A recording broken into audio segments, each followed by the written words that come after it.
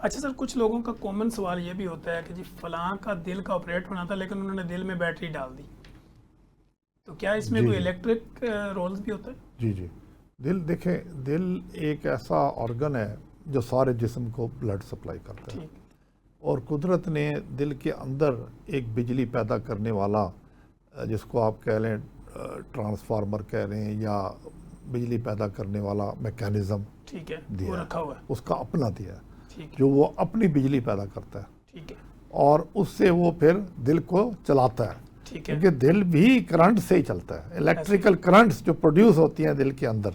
ठीक है। तो अगर उसमें डिफेक्ट आ जाए, वो प्रॉब्लम दे रहे हो, तो फिर हमें पेस मेकर की मदद लेनी पड़ती है, जिसको आप कहते हैं कि जी ये पेस मेकर लगा दिया है या एक थोड़ा सा कट दे के उसको लगा दिया। ठीक है, उसको यानी हम उसमें परमानेंट रियलिटी है पेसमेकर, बिल्कुल है। कि इलेक्ट्रिक जितनी भी वो प्रोसीजर चलाने के लिए वो लगाई जाती है। जी हाँ जी हाँ। ठीक हो गया।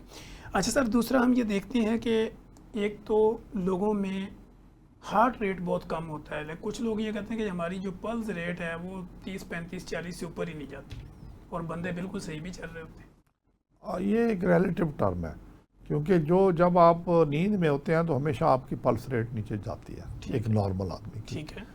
तो लेकिन अगर आप चलते फिरते हैं और आप कहते हैं जी मेरी पल्स रेट 40 या यानी कि 50 से कम है, तो फिर उसको हमें इन्वेस्टिगेट करना पड़ता कि है, ये क्यों है? क्योंकि that can be a serious problem. ठीक है। हाँ, तो वो कई दफ़ा चक्कर आता है, वो बेचारे गिर भी जाते हैं। बिल्कुल तो ऐसे। वो क्यों है, क्या उसका साइनस ब्रेडिकार्डिया की क्या वजह है? क्या वो एथलीट है? फिर तो नॉर्मल हो सकता है। या एथलीट नहीं है और वैसे भी उसको है, तो क्या वो दवाएं ले रहा है, कोई मेडिसिन ले रहा है जो उसको नीचे पुश कर रही है? ठीक है। क्या उसका ऑटोनॉमिक सिस्टम डिस्टर्ब हुआ है? तो ये सारी चीज़ें हमें देखनी पड़ती हैं। ठीक है। अच्छा सर, ये लोग ये कहते हैं कि एक दिल तो इंसान का ऊपर है और एक दिल जो उसकी पिंडलियों में है, नी जॉइंट से नीचे, क्या इसमें भी कोई रियलिटी है कि अगर नी जॉइंट्स के नीचे वाला हिस्सा मजबूत होगा तो ऊपर भी काम करने में आसानी होगी? बिल्कुल, बड़ी अच्छी रियलिटी है, आपने बड़ी अच्छी बात की है।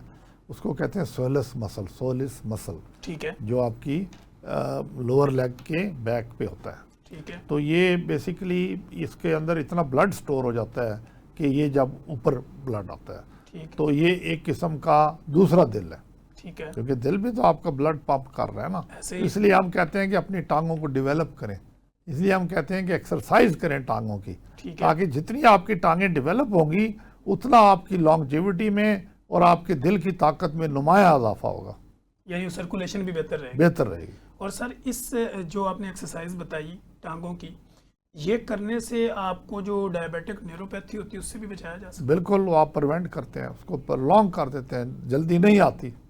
ठीक है। जी हाँ।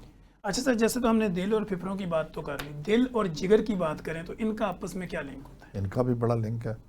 देखिए ना, ये एक ऐसा टॉपिक है जो कि आप पूरी पूरी बुक्स हैं इसके ऊपर, ऐसे ही। लेकिन हम इसको थोड़ा दरिया को कूदे में बंद करने जी की कोशिश बिल्कुल करते ऐसे ही। यही तो सर आपकी खूबी है। हैं। इसमें 3-4 चीज़ें बड़ी इंपॉर्टेंट हैं। सर। एक हम कहते हैं कि हेपेटिक, जिस तरह कहते हैं ना, हेपेटिक कार्डियोमायोपैथी, ठीक है। यानी कि अगर जिगर फेल हो गया है, जिगर काम नहीं कर रहा, उसको सिरोसिस हो गया है, ठीक। क्रोनिक लिवर डिजीज़ जो है वो DCLD हम कहते हैं कि अब इसको बिल्कुल एंड उसकी तरफ जा रहा है, सर। तो उसको वो हार्ट को अफेक्ट करता है। ठीक है। क्योंकि लिवर का एक अपना सिस्टम है जिसमें पोर्टल प्रेशर बढ़ जाता है, तो वो उधर पोर्टल हाइपरटेंशन हो जाती है। सर। तो वो जब हार्ट को अफेक्ट करेगा, हार्ट की नालियों में भी कंस्ट्रिक्शन हो जाती है, और सिर्फ नालियों में कंस्ट्रिक्शन नहीं होती बल्कि हार्ट के मसल्स को भी इफेक्ट शुरू हो जाता है। ठीक है। तो उसमें हम ये देखते हैं कि वो कार्डियोमायोपैथी की तरफ चल जाता है। ठीक है। तो उसको हम कहते हैं सिरोटिक कार्डियोमायोपैथी। ठीक है। यानी कि एक तो लिवर की सिरोसिस थी, उसने हार्ट को भी फेल कर दिया, उसकी रिदम डिस्टर्बेंस भी कर दी। कॉर्नरी आर्टरीज आप देखेंगे तो वो नॉर्मल होंगी एंजियोग्राफी करके, लेकिन उसका दिल वीक हो चुका होगा, तो उसको हम कहते हैं सिरोटिक कार्डियोमायोपैथी। ठीक है।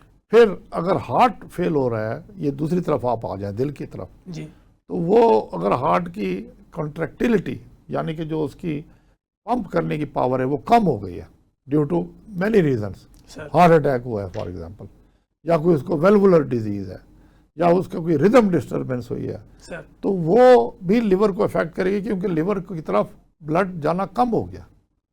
जब ब्लड जाना कम हो जाएगा तो लिवर में भी इफेक्ट शुरू हो जाएगा, उसको भी लिवर का भी डिजीज़ शुरू हो जाएगा। ठीक है। तो वो उसको फिर हम कहेंगे कि हार्ट की वजह से लिवर इफेक्ट हो गया। ठीक है।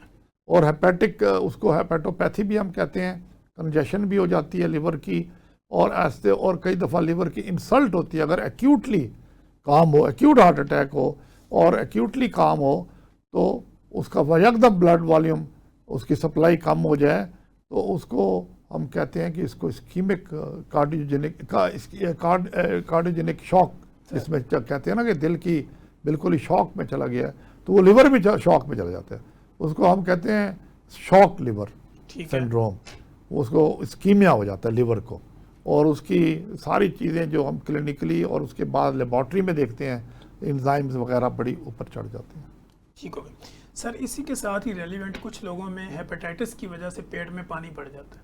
जी जी। जब पेट में पानी जमा होता है तो उसके दिल के ऊपर कितने असरात होते हैं? देखें जी, जब आप इसको कहते हैं हम मेडिकल टर्म में एसाइटीज़ सर, यानी कि अगर एसाइटीज़ मैसिव हो जाए तो उसमें डेफिनेटली अब एल्बुमिन भी कम हो गई, लिवर फेल हो रहा है ना, ऐसे ही? लिवर जो है वो काम नहीं कर रहा, तो वो उसमें एल्बुमिन भी उसकी कम हो गई। जिस तरह एल्बुमिन कम होती है एसाइटीज़ और बढ़ जाती है। ऐसे ही?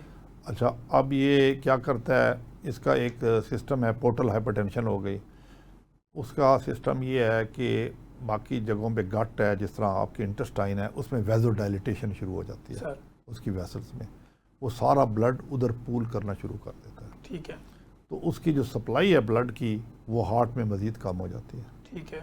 तो हार्ट की वेसल्स, फिर उसमें कई ऐसी हार्मोन्स हैं, जिस तरह एड्रेनलिन है, ये ज़्यादा सेक्रीट होना शुरू हो जाती है, नॉरएपिनेफ्रिन, ये ज़्यादा सेक्रीट करता है जिस्म। तो उससे क्या होता है, दिल के ऊपर इफेक्ट पड़ता है, दिल की रिदम पे भी इफेक्ट पड़ सकता है, दिल की कॉर्नरी आर्टरीज भी कॉन्स्ट्रिक्ट कर सकती हैं, और दिल के पट्टों पे भी इफेक्ट पड़ सकता है।